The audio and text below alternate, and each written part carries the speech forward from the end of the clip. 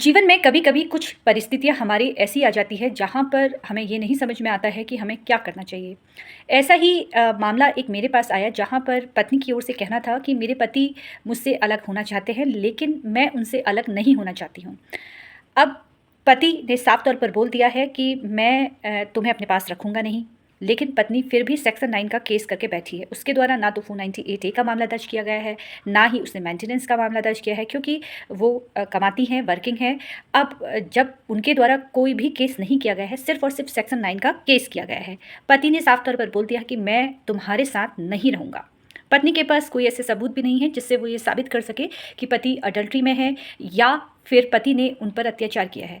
देखिए, जब ऐसी परिस्थितियाँ आ जाती है जहाँ पर एक पार्टनर आपके साथ रहने को तैयार नहीं है, जहाँ पर ना तो उसके साथ कोई अपराध कारित किया गया है, ना ही उसका किसी अन्य व्यक्ति के साथ संबंध है। सिर्फ़ उनको इसलिए आप पसंद नहीं हो क्योंकि उन्हें आपकी बातें पसंद नहीं हैं, आपके साथ वो रहना नहीं चाहते हैं।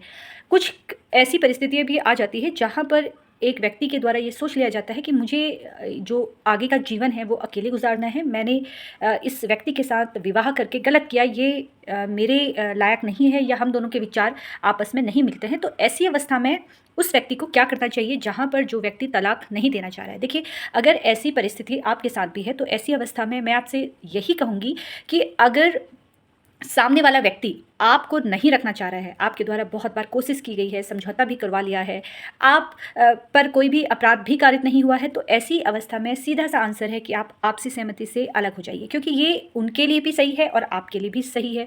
क्योंकि अगर आप न्यायालय आते हैं या आपके बच्चे नहीं हैं और आप अलग-अलग रह रहे हैं, तो ऐसे जीवन को जीने का भी कोई अर्थ नहीं है। आप सबसे सही तरीका है समझौता कीजिए। आपका अगर पैसों को लेकर कोई समझौता करना है, कोई आपको एलिमनी चाहिए तो आप अपने पति से लीजिए या सेम इसी तरीके से अगर पत्नी नहीं रहना चाह रही है तो ऐसी अवस्था में पति को भी यही करना चाहिए क्योंकि बेवजह किसी को आप कितने दिन तक बांध के रख सकते हो। जब आपका उस व्यक्ति के साथ दिल से दिल का कनेक्शन नहीं है तो ऐसे रिश्ते का कोई फ़ायदा नहीं होता है।